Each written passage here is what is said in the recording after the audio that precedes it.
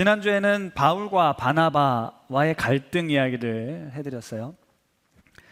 그런데 이제 처음엔 제가 갈등으로 인해서 마음이 불편했지만 이 파록시스모스라는 단어가 이제 격려라는 의미도 있어서 바울과 바나바가 서로 원수처럼 헤어진 것이 아니라 서로 성향이 다르고 한 사람은 I형이고 한 사람은 뭐 E형이었으니까 각자의 생긴 모습대로 하나님의 나라 복음을 잘 전하자 이렇게 하고 헤어졌다, 이런 말씀을 드렸습니다. 둘이 갈라선 이후에 이제 사도 바울의 행적만을 기록하고 있으니까 물론 이제 저라면 바나바를 따라서 바나바 행적을 기록했을 텐데 사도행전에 기록이 되어 있다 보니까 어느 한편이 옳다, 이렇게 살아야 된다라고 주장할 수도 있는데 그것도 위험하다, 그런 걸 잘 분별해야 된다라고도 말씀을 드렸어요.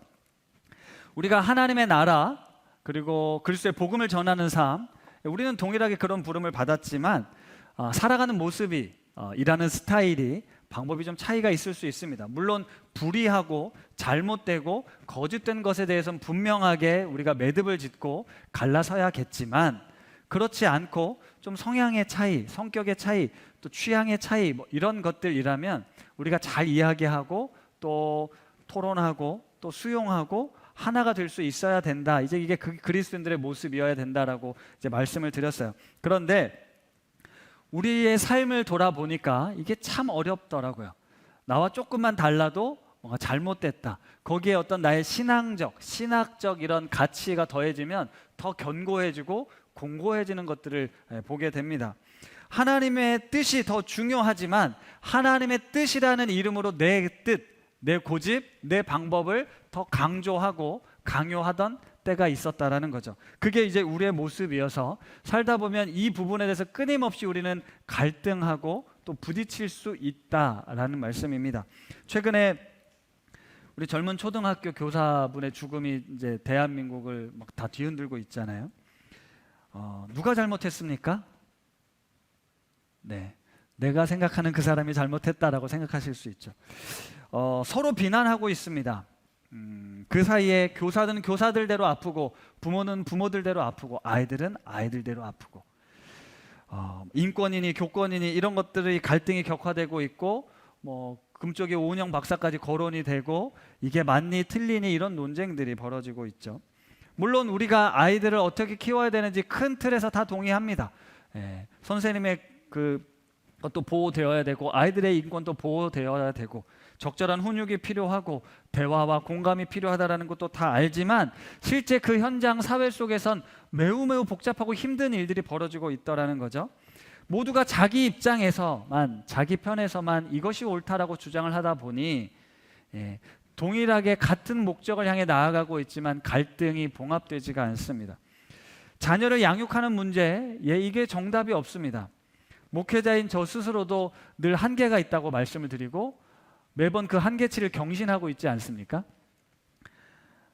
제 수많은 감정 노동과 실패들을 이제 경험하면서 어떤 생각을 자꾸 하게 되냐면 그냥 포기하고 싶은 생각, 내버려 두고 싶은 생각을 하게 되죠. 하지만 그 한편으로는 이 부족한 아빠를 통해서도 우리 아이들에게 하나님의 사랑, 복음, 부모의 사랑이 잘 전달되기를 바라는 마음은 있습니다. 우리가 아는 것처럼 하나님께서 우리 아이들을 맡기셨잖아요. 우리는 청직이다라는 생각이 있습니다. 그리고 하나님께서 나를 보내셨다라는 인식도 우리가 있어요. 하나님의 뜻, 하나님의 부르심에 응답하며 우리가 살아가고 있는데 모두가 그렇게 살려고 애를 쓰고 있는데 우리는 살다 보니 실패감을 경험할 때도 있고 나의 무능력과 한계를 마주할 때가 있습니다. 그러면 어떻게 된다고요? 그냥 다 포기하고 싶다고요. 내버려 두고 싶다고요. 그냥 이렇게 살아서 뭐하지? 내가 이렇게 애써봐야 뭐하지? 열매가 없는데 라고 생각하고 포기한다라는 거죠. 이건 하나님 보시기에 옳지 않은 모습임에도 불구하고 우리가 자꾸 그런 싸움들을 하게 되더라는 겁니다. 그리고 내 탓이 아니라 남 탓을 하게 되고 그렇기 때문에 어떤 것이 필요하냐면 우리에겐 하늘로부터 오는 지혜, 위로부터 부어지는 지혜를 끊임없이 간구하고 구해야 합니다. 우리 인생이 어떤 문제가 이런 공식을 대입하면 이렇게 풀리는 수학 문제가 아닙니다. 매우 복잡하고 어렵게 얽혀져 있는 우리 인생이기 때문에 날마다 새롭습니다. 이 아이가 오늘 다르고 내일 다르고 이 사람과 이 사역이 이 일들이 날마다 새롭기 때문에 그때그때 하나님의 지혜, 하나님의 은혜를 구하며 살아야 된다는 거죠. 지난 금요일 하나감 기도회 때 우리 우신 중고등학교를 위해서 기도하면서 참 안타까운 마음이 들었어요. 우리 학생 중에 아픈 아이도 있었지만 우리 모두가 하나님께서 바라시는 모습은 뭘까요? 행복한 거잖아요. 우리 찬양했지만 이 땅에 내가 너희를 만들고 짓고 불렀을 때는 우리 모두가 함께 살아가는 이 기쁨과 행복을 누리길 원하는데 교사도 힘들고 아프고 우리 아이들도 괴롭고 어렵고 부모들은 더할 나위 없고 하나님 정말로 우리 사회가 왜 이렇습니까? 이 시간들을 우리가 기쁘고 함께 세워져 가고 키워가고 교사는 교사로서의 자부심, 부모는 부모로서의 역할, 아이들은 아이들로서의 행복을 누리며 살아야 되는데 왜 자기를 위해 자기 목적을 위해 서로를 수단화하고 서로를 목적으로 삼아서 함부로 대하고 자기 편이 옳다, 내 뜻이 옳다, 자기 뜻만 고집하는지 모르겠습니다. 그래서 정말로 하나님의 다스림과 하나님의 나라가 우리 중고등학교 또 우리 가정, 우리 교회 이 땅 가운데 임하기를 안타까운 마음으로 기도했는데요. 작지만 아주 보잘것없지만 그래도 우리 한 사람 한 사람이 그렇게 하나님의 나라와 하나님의 뜻을 이루는데 쓰임받게 되기를 바랍니다. 서두부터 좀 무거운 이야기를 꺼냈는데요. 오늘 본문에서도 저는 이런 질문을 하게 됐어요. 자칫 잘못 들으시면 제가 이 성경의 내용을 자꾸 반대하는 것처럼 들으실 수 있어서 먼저 말씀을 드려요. 저 그렇진 않습니다. 제가 뭐 사도 바울의 입장을 자꾸 반대하는 것처럼 설교를 하는 거 아닌가, 절대 그런 건 아니고 그냥 제가 느끼는 감정을 말씀드리는 거예요. 지난주에 저라면 마가 요한을 데리고 갔을 것 같다. 이제 그게 그냥 제 마음이었다라는 거죠. 바울은 마가 요한을 버리고요, 실라를 데리고 전도 여행을 떠납니다. 수리와와 길리기아에 먼저 갔고 더베와 루스트라로 이동했다라고 되어 있어요. 사진을 잠깐 보시면 1차 전도 여행 때 처음 안디옥에서 구브로라는 섬으로 가서 거기서 다시 터키 지역을 가가지고 육지에서 전도를 하고 돌아왔는데 바나바가 마가 요한을 데리고 먼저 구브로로 갔기 때문에 바울은 실라를 데리고 육지로 올라갑니다. 수리아를 지나서 길리기아 다소가 있어요. 바울의 고향이 있죠. 그리고 그 다음에 더 내륙으로 가서 루스드라와 더베라는 곳으로 갔다라는 거예요. 그런데 그 루스드라에 누가 있었느냐? 디모데라는 제자가 있었습니다. 대략 디모데의 나이가 18살이었다라고 추측을 해요. 젊은 학생이었겠죠. 근데 우리의 나이로 생각하면 안 됩니다. 그때는 이미 다 공부도 마치고 사회에 중요한 일원이 될 만큼의 성장한 사람이에요. 바울은 디모데를 알아봤습니다. 야, 이 친구가 선교사로서 제격이다. 나와 같이 동역할 만한 괜찮은 일꾼인 것 같다라고 픽을 합니다. 거기까진 좋았는데 오늘 3절에 보니까 디모데를 데려다가 할례를 행했더라라는 말씀이 나와요. 자, 이제 여기서 제가 마음이 불편해지기 시작한 겁니다. 질문을 하기 시작했어요. 바울의 행동이 이해가 되지 않는 거예요. 동의가 되지 않는 거예요. 왜 디모데에게 할례를 행했을까? 먼저 디모데라는 인물을 우리가 잘 아는 인물인데 오늘 본문에 보면 뭐라고 나오냐면 어머니는 믿는 유대 여자였고 아버지는 헬라인이었다. 그리고 루스드라와 이고니온에 있는 형제들에게 칭찬받는 사람이었다. 디모데에 대한 묘사입니다. 엄마는 유대인. 근데 유대인이었지만 예수님 복음을 받아들인 유대교 그리스도인이란 뜻이에요. 그런데 아버지는 헬라인이었더라. 그 뒤에 교회를 다녔다, 예수를 믿었다는 내용은 없습니다. 다시 말하면 엄마만 신앙이 있고 그 속에서 디모데가 자라난 거예요. 그리고 루스드라와 이고니아에 있는 형제들에게 칭찬받을 만큼 디모데라는 인물은 훌륭한, 인격적으로도 신앙적으로도 훌륭한 인물이었습니다. 조금 더 디모데를 살펴볼게요. 디모데후서 1장 3절에서 5절 같이 한번 읽겠습니다. 시작.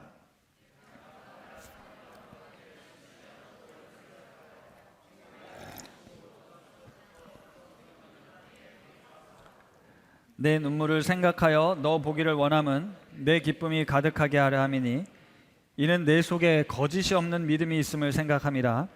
이 믿음은 먼저 내 외조모 로이스와 내 어머니 유니게 속에 있더니 내 속에도 있는 줄을 확신하노라. 아멘. 여기 디모데에 대한 묘사가 나오는데 그 5절에 보면 외조모 로이스, 내 어머니 유니게, 외할머니, 어머니가 신앙이 있었습니다. 반대로 말하면 할아버지도 아빠도 신앙이 없었다라는 뜻이 돼요. 먼저 잠깐 우리 교회가 이제 교육부서가 굉장히 신경을 많이 쓰는데 우리 교육부서의 목회 하나의 방향 중에 하나가 유바디 목회라는 게 있습니다. 유바디 목회는 유니게, 바울, 디모데의 앞글자를 따서 유바디 목회.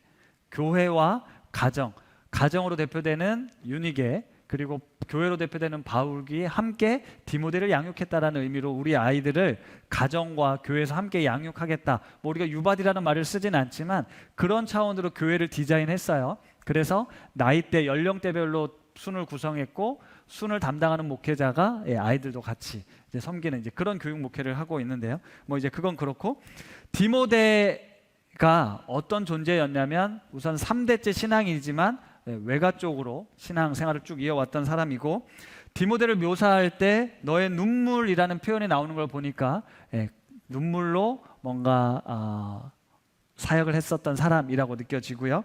내 속에 거짓이 없는 믿음을 가진 진짜 신실한 신앙인이었다라고 볼 수 있습니다. 자, 이런 디모데를 픽을 했습니다. 바울이 복음을 전하는 데 있어서 매우 중요한 역할을 할 것이라고 디모데를 픽했는데 단 한 가지 문제가 있었는데 그게 뭐냐면 아빠가 믿지 않는 헬라인이었다라는 거예요. 동역자도 너무 적합한데 아버지가 헬라인이라는 사실이 걸려서 그가 선교할 때 문제가 될까 염려하여 디모데에게 할례를 받게 했다라고 바울이 오늘 친절하게 설명을 해놨습니다. 그럼에도 불구하고 제 마음에 동의가 되질 않는 거예요. 할례를 받지 않으면 선교 못하나? 라는 생각이 들었던 거죠. 바울은 아시는 것처럼 이방인의 사도입니다. 그렇죠? 바울이 할례 때문에 얼마나 치열한 싸움을 싸웠는지는 우리가 이미 들어서 아실 거예요. 갈라디아서에 보면 할례가 구원받는 데 있어서 매우 중요한 필수 요소다라고 주장했던 사람들에 대해서 바울이 뭐라고 했냐면 다른 복음을 전하는 사람은 저주를 받을 거다라고까지 이야기했습니다. 그러니까 할례를 받는 것을 강조하는 것에 대해서 정말로 너무너무 마음에 들지 않아서 강력하게 대응했고 싸웠던 인물이 바로 바울이에요. 갈라디아서 2장 1절에서 4절 다음과 같은 내용이 나오는데 같이 한번 읽어볼까요? 시작.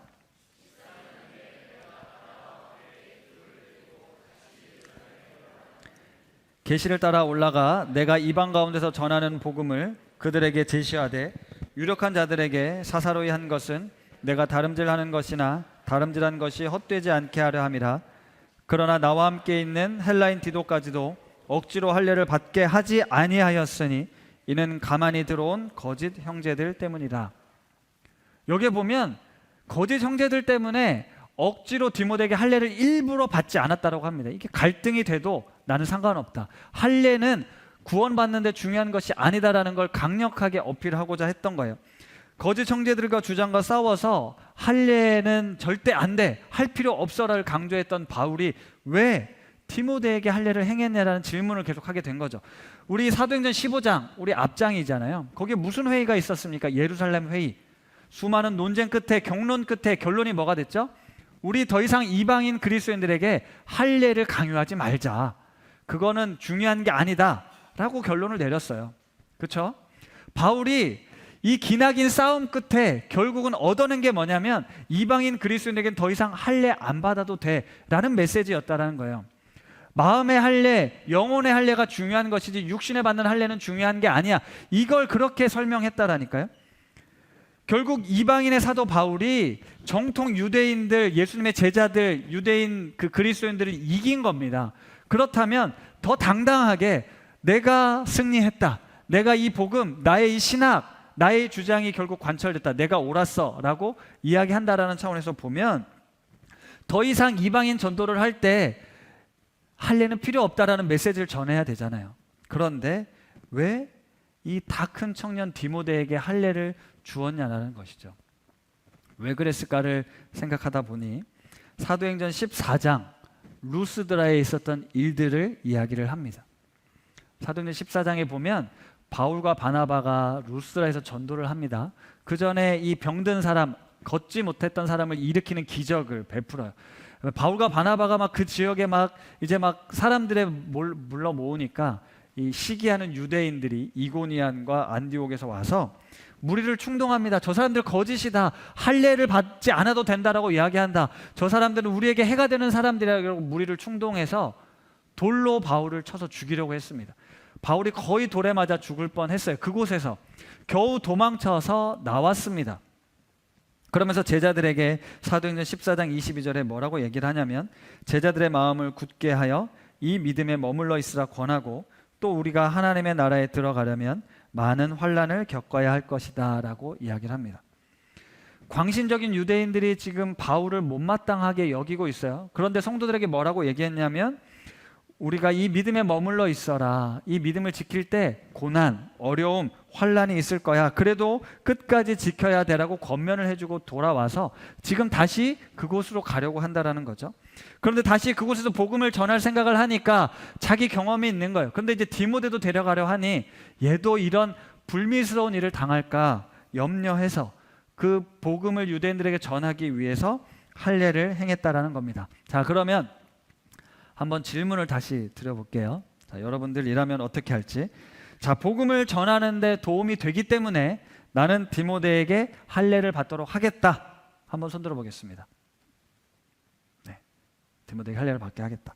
두 번째, 복음을 전하는데 내가 어떻게 이 할례 논쟁을 통해서 내가 이걸 쟁취했는데 오히려 할례를 주지 않고 오히려 할례는 필요 없다. 나는 그곳에 가서 이렇게 복음을 전하겠다. 나는 할례를 주지 않겠다. 한번 손들어 보십시오. 정답을 찾는 시간은 아니고 나라면 어떻게 하겠는지. 성경은 바울이 할례를 줬다라고 나왔는데, 자, 이렇게 주장할 수 있다라는 거예요. 아까 분명 고난이 있을 수 있다. 지금 사도 바울은 목숨을 걸고 전도 여행을 하는 거잖아요. 그렇다면 더더욱 할례를 받지 말고 정면 승부를 해야 된다라는 거죠.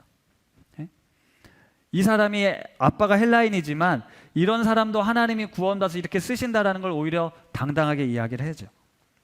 목에 칼이 들어와도 할례를 안 받아도 된다라는 신앙을 지키려 했으면 지켰어야 되는데 유대인들 앞에서 혹시 돌에 맞을까 봐 겁나서 피하는 거야? 그렇게 이야기할 수도 있다라는 겁니다.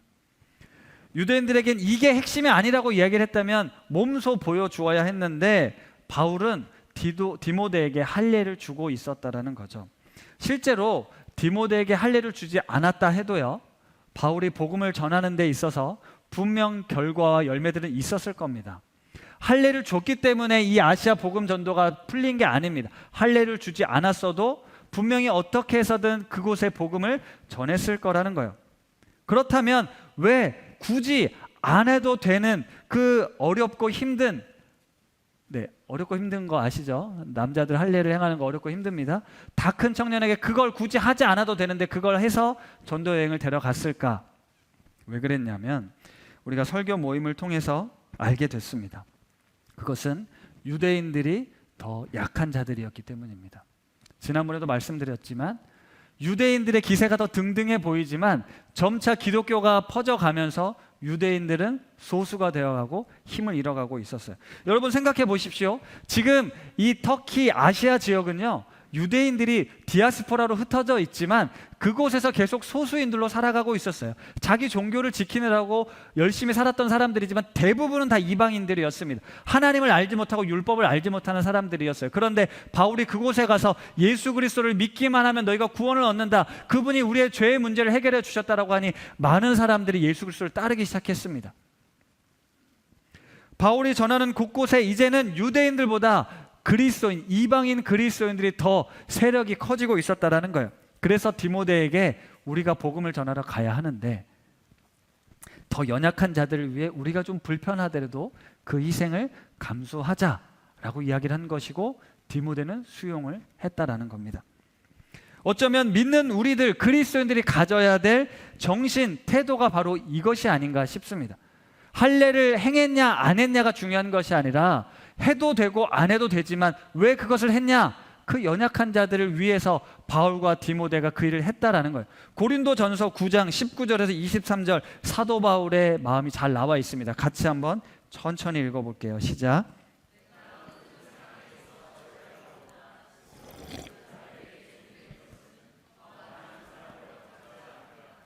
유대인들에게 내가 유대인과 같이 된 것은 유대인들을 얻고자 함이요 율법 아래에 있는 자들에게는 내가 율법 아래에 있지 아니하나 율법 아래에 있는 자 같이 된 것은 율법 아래에 있는 자들을 얻고자 함이요 율법 없는 자에게는 내가 하나님께는 율법 없는 자가 아니요 도리어 그리스도의 율법 아래에 있는 자이나 율법 없는 자와 같이 된 것은 율법 없는 자들을 얻고자 함이라. 약한 자들에게 내가 약한 자와 같이 된 것은 약한 자들을 얻고자 함이요 내가 여러 사람에게 여러 모습이 된 것은 아무쪼록 몇 사람이라도 구원하고자 함이니 내가 복음을 위하여 모든 것을 행함은 복음에 참여하고자 함이라. 아멘. 마지막 구절 띄워주세요. 여러분, 복음을 위해서, 내가 복음에 참여하기 위해서 이 일을 행했다라고 바울이 이야기를 하고 있는 거예요. 누가 봤을 땐 아니 바울 사도님 어떻게 할례를 양보할 수 있어요? 라고 이야기했겠지만 나 유대인을 얻기 위해서라면 이거 얼마든지 할 수 있어. 내가 가지고 있었던 소신, 내가 그동안 밀어붙여왔던 나의 주장을 내가 잠깐 접을 수도 있어 라는 겁니다. 바울과 디모데, 그들은 하나님을 위해 자신의 삶을 드린 사람들이, 복음을 위해 자신의 생명을 드린 사람들입니다. 그래서 나를 위해 살지 않고 오직 주를 위해 살기로 마음먹은 사람들이라는 거죠. 그런데 바울과 디모데만 그렇습니까? 여기 있는 여러분들, 저와 여러분들은 여기 왜 와 계십니까? 왜 예수를 믿으십니까? 예수 믿고 잘 되고 복 받고 이 땅에서 좀 잘 살다가 천국 가고 싶어서 예수 믿으시죠. 하지만 하나님께서 우리를 부르신 목적은 단순히 거기에만 있습니까? 그것에만 머물러 있습니까? 아니지 않습니까? 우리를 통해 이 복음, 하나님 나라의 복음, 구원의 기쁜 소식을 전하기를 원하십니다. 그게 우리의 부름의 매우 중요한 사명입니다. 우리가 헌신의 모양과 수준과 깊이가 바울, 디모데, 바나바처럼 갈 수는 없어도 우리가 그리스도인이라는 건, 내가 예수님을 따르는 존재라는 것, 내가 그리스도인이라는 건, 내가 예수를 믿는다는 건 그분의 가르침, 그분의 삶을 따라 살겠다라고 우리가 사는 것입니다. 그게 그리스도인이에요. 바울과 디모데처럼 선교사로 나가야 된다는 의미가 아니라 지금 우리가 살고 있는 이곳이 바로 선교지다라는 마음으로 살아야 된다는 겁니다. 이건 여러분에게 제가 설명해 드려서 동의를 구해야 될 문제가 아니라 이건 우리 모두의 정체성이라는 거예요. 예수를 믿는 건 예수를 위해 산다는 것, 하나님의 부르심에 응답하며 산다는 것입니다. 그렇다면 나의 부르심, 내 부르심의 그 자리에서 우리가 어떻게 살아야 된다고요? 구원받은 하나님의 자녀로서 나보다 연약한 자들, 그들 위해 기꺼이 낮아지고 섬기고 사랑으로 돌보는 것, 결국은 내가 받은 이 구원, 하나님의 은혜, 사랑을 전해주는 것, 그것이 그리스도인의 삶이라는 거죠. 다음 세대 여름 수련회, 제가 이제 틴즈 수련회를 참여했잖아요. 제가 이제 자랑하는 건 잘 못하는데 양해하고 들어주세요. 제가 1부 때 한 번 했기 때문에 좀 이제 더 뻔뻔해졌는데, 최정호 목사님이 전해주신 이야기예요. 최정호 목사님이 전해주신 이야기. 제가 이제 틴즈 수련회를 이틀을 다 참여를 했는데 첫날 저녁에는 이제 담임 목사 포스를 가지고 저 뒤에 앉아서 우리 아이들 예배 잘 드리나, 내 새끼들은 어떻게 하고 있나, 이렇게 뒤에서 예배를 드렸습니다. 그런데 둘째 날 집회 때는 제 안에 사모하는 마음이 생겼어요. 그래가지고 뒤에 있지 말고 제일 앞에 가서 찬양하고 말씀 들어야겠다. 그래서 제가 제일 앞에 가운데 앉아서 최정호 목사님이 저를 보면서 설교를 했어요. 네. 끝나고 본인은 떨지 않았다라고 이야기를 하는데 얼마나 떨렸겠습니까? 지금 담임 목사가 제일 앞에서 둘째 날 핵심 시간에 와 있으니까. 제가 거기서 함께 찬양하고 같이 기도하고 말씀을 듣는데 제가 너무너무 좋았어요. 제 이 그때 시절이 막 떠올라서 너무너무 좋았는데, 수련회가 다 끝나고 이 찬양팀이 외부에서 오셨거든요. 외부 찬양팀이 오셨는데 저한테 너무 감동을 받으신 거예요. 담임 목사님께서 이 틴즈 수련회 와서 제일 앞에서 찬양하고 말씀 듣고 기도하는 걸 보면서 본인들 너무 감동을 받았다고 그랬다고요.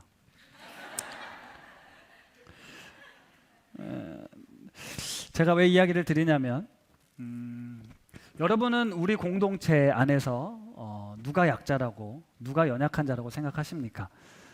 대부분 우리 어르신들이 우리가 좀 약자라고 생각을 하세요.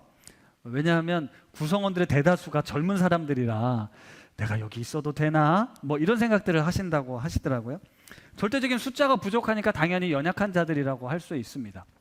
그런데 제가 서두에도 이제 말씀드렸지만 팀즈 수련회를 참여하면서 우리 아이들이, 우리 다음 세대가 참 약자들이라는 생각을 했어요. 왜냐하면 여기 있는 우리 어르신들은요, 지금 뭐 세상이 어떻게 바뀌건 뭐 여러 가지 일들이 생겨도 여러분의 믿음은 바뀌지 않습니다. 여러분의 신앙은 떠나지 않을 거예요.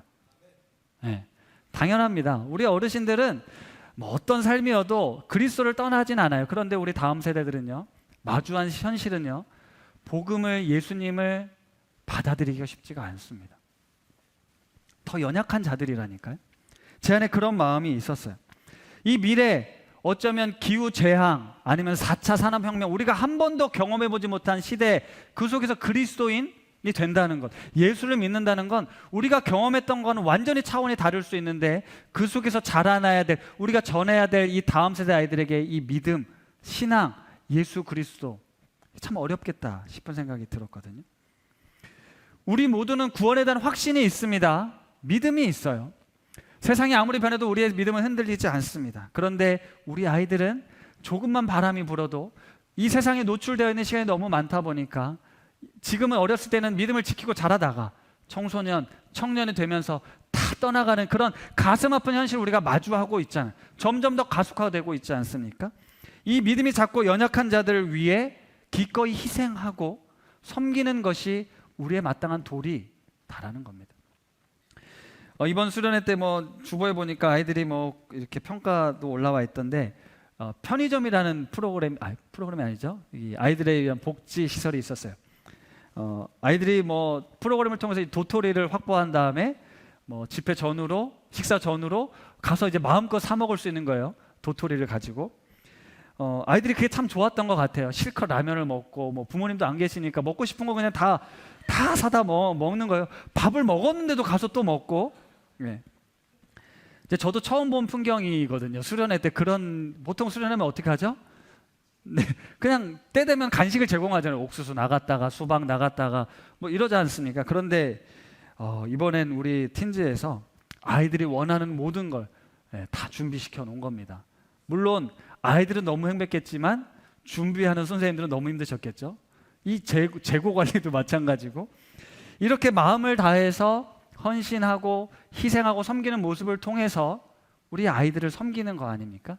이게 그 아이들에겐 기쁨이 되고 교회 안에서 또 이 신앙 공동체 안에서 하나님의 사랑, 세상에선 경험해 볼 수 없었던 그 사랑을 이제 경험하게 되는 거라는 거죠. 바울이 디모데에게 할례를 행했다라는 것은 아까도 말씀드렸지만 자기의 어떤 신학, 이건 틀렸어, 이건 하지 않아도 되는, 그 예루살렘 공의회를 통해서 논증했던 것을 어쩌면 포기하는 행위일 수도 있습니다. 그러나 그에겐 복음을 위하여 이 영혼들을 구원하는 것이 더 중요했기 때문에 바울은 기꺼이 자신의 것을, 자신의 지위를, 자신의 자존심을 내려놨다라는 거죠. 자기 스스로에겐 매우 엄격하게 적용했을지 몰라도 다른 사람들, 복음이 필요한 연약한 자들에겐 그 기준을 한없이 낮췄습니다. 여러분, 우리는 이 땅에서 자유를 얻은 사람들이에요. 우리는 세상에서 말하는 자유 말고 그리스도 안에서 누리는 자유를 얻은 사람들입니다. 요한복음 8장 31절, 진리를 알지니 진리가 너희를 자유케 하리라라는 말씀처럼 우리가 예수 그리스도를 통해서 우리는 진정한 자유를 얻은 사람들이라는 거죠. 예수님을 알고 예수님을 믿기 때문에 우리는 세상이 어떤 삶을 살아도, 여러분들이 세상 속에서 어떤 모습, 어떤 위치, 어떤 자리에 있어도 상관없이 그리스도 안에서 자유로운 사람들이라는 겁니다. 그리고 우리는 이 세상보다 더 큰 하나님의 나라, 하나님 나라의 백성, 하나님 나라의 시민으로 살아가고 있어요. 더 이상 우리가 얻은 자유는 이 세상의 지배를 받지 않습니다. 죄의 지배를 받지 않습니다. 육신의 욕심의 지배를 받지 않아요. 우린 그것을 더 뛰어넘는 하나님이 주신 자유를 얻은 사람들이기 때문이죠. 갈라디아서 5장 1절 우리 같이 한번 읽어볼까요? 시작. 그리스도께서 우리를 자유롭게 하려고 자유를 주셨으니 그러므로 굳건하게 서서 다시는 종의 멍에를 매지 말라. 그리스도께서 우리를 자유롭게 하려고 우리에게 자유를 주셨다. 그러니 너희는 다시는 종의 멍에가 무엇입니까? 세상의 멍에입니다. 돈, 자본주의, 권력, 학벌의 노예가 되지 마라. 사단이 터놓은 하나님께로 가지 못하게 만드는 모든 죄의 종의 노예가 되지 말아라. 그리스도가 우리를 자유롭게 하셨으므로 우리를 자유롭게 하셨다고요. 그런데 갈라디아서 5장에는 여기서 끝나지 않습니다. 5장 13절 같이 읽겠습니다. 시작.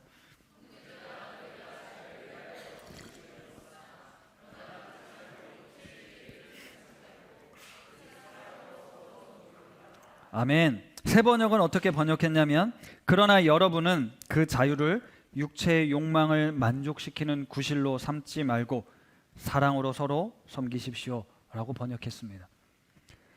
우리가 그리스도께 받은 이 자유는 내가 마음껏 살아도 되는 나의 만족, 나의 유익, 나의 욕심, 나의 욕망을 위해 사용하라는 자유가 절대 아닙니다.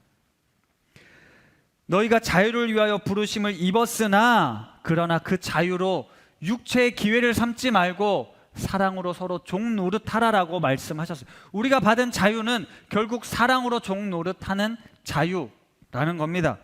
말씀을 마무리하겠습니다. 디모데에게 할례를 받도록 한 이유는 사랑으로 종 노릇하게 하기 위함이었다라는 겁니다. 여러분 잘 기억하십시오. 내가 그리스도인답게 이 땅을 어떻게 살아야 하느냐, 나의 신앙, 나의 믿음, 나의 성공이 아니라 나에게 이미 주어진 것, 내게 베풀어 주신 하나님의 은혜를 가지고 더 연약한 자들을 돌아보고 사랑으로 종 노릇하라는 겁니다. 유대인들에게 복음을 전해야 합니다. 그런데 바울을 원수처럼 여기고 있는 유대인들이었어요. 나를 잡아 죽이려고 혈안이 되어 있는 그들에게 다가가는 데 있어서 그들의 입장을 내가 맞춰주는 거예요. 그럴 필요가 없음에도 불구하고 그들이 더 연약한 자들이기 때문에 내가 우리 디모데와 할례를 받아서 반드시 하지 않아도 되는 행위를 통해 더 가까이 가려고 했다라는 거죠. 우리 그리스도인들이 사랑으로 서로 종노릇 하라는 겁니다. 우리 오늘 오신 중창단이 함께 불렀던 찬양, 행복이라는 찬양, 가진 게 많아서 행복했습니까? 내가 할 수 있는 게 많아서 행복했나요? 아니죠. 이미 우리에게 주신 것, 그럼에도 불구하고 연약한 자들을 나눠주는 것, 하나님의 자녀답게 살아가는 것, 그게 행복이라고 고백하고 있습니다. 우리가 누리는 이 행복을 나만 누리는 것이 아니라 결국 나보다 연약한 자들을 위해 흘려보내야 되지 않겠습니까?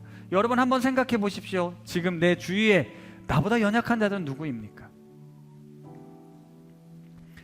우리 그리스도인들은 이 세상 속에서 여러분이 어떤 모습으로 살아가고 있는지 몰라도 우리는 하나님의 자녀, 하나님을 아버지라 부르는 이 세상에선 비교할 수 없는 자유와 가치와 능력을 소유한 사람들입니다. 그런데 살면서 그것을 다 놓아버리고, 하나님께서 우리에게 주신 것을 다 놓아버리고 세상처럼 세상의 노예가 되어서 나는 이게 부족해, 난 이게 부족해, 난 이게 없어, 저 사람들처럼 난 왜 못 살까? 라고 그 자유를 잃어버리는 것이 아니라, 다시는 육체의 종로로 타는 것이 아니라 분명 같은 세상을 살아가고 있지만 다른 삶, 다른 세상을 살아가고 있는 삶, 그런 삶을 우리가 살아갈 수 있습니다.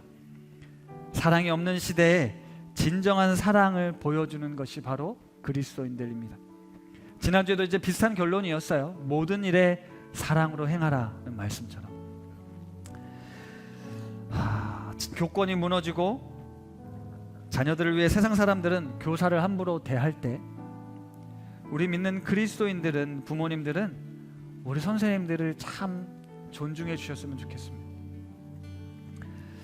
혹시 우리 중에 선생님들이 계시다면 말 안 듣는 아이들, 골치 썩는 아이들을 함부로 대하고 무시하는 것이 아니라 한 영혼을 귀히 여기는 교사가 되시길 바랍니다. 여러분은 여러분의 직장 상사를 대할 때, 여러분이 여러분의 직장 내 부하를 대할 때, 우리 집에 새들어 사는 세입자를 대할 때, 우리 집주인을 대할 때, 여러분 누가 연약한 자일까요? 세상의 기준으로 판단하시겠습니까? 아니요. 하나님의 기준, 하나님을 알지 못하는 저 영혼, 서로를 연약한 존재로 우리가 바라볼 수 있으면 좋겠습니다. 서로를 연약한 존재로. 그래서 우리가 공동체가 내가 힘들면 힘들다고 얘기할 수 있어야 됩니다. 그게 받아들여질 수 있는 공동체가 안전한 거예요. 그런데 내가 힘들다, 나의 연약함, 나의 부족함을 이야기하면 공격당하고 비난당할까 봐 무서워서 계속해서 감추기에 급급하고, 누군가를 비난해야, 누군가를 원수로 만들어야, 누군가를 실패자로 만들어야 내가 살 수 있는 그런 사회 속에서 우리가 서로를 더 연약한 존재로 바라봐 주시고 사랑 가운데 섬기실 수 있기를 바랍니다. 우리 공동체에서 내가 연약할 때 도움을 청하고 언젠가 내가 그 도움을 받은 것을 가지고 또 다른 연약한 자를 살피셨으면 좋겠어요. 우리 교회 안에 분명히 연약한 자들이 다 있습니다. 이 세상 사람들은 그런 우리 모습을 보고 분명히 어리석다고 미련하다고 얘기할 거예요. 바보 같다고, 세상 그렇게 살아봐야 소용없다고 얘기할 겁니다. 그런 실패들도 경험했을 겁니다. 우리 많은 경험들이 있으니까요. 그럼에도 불구하고 사도 바울은 돌에 맞는 그런 경험을 했음에도 불구하고 그들과 같이 되고자, 그들에게 복음을 전하고자 다시 나아가고 있어요. 사랑하는 성도 여러분, 복음을 위해, 예수 그리스도를 전하기 위해, 그 사랑을 알리기 위해 내가 바보가 돼도, 내가 좀 미련해도, 내가 어리석어도 기꺼이 사랑으로 종노릇 하시는 우리 우신 가족들 다 되실 수 있기를 바랍니다.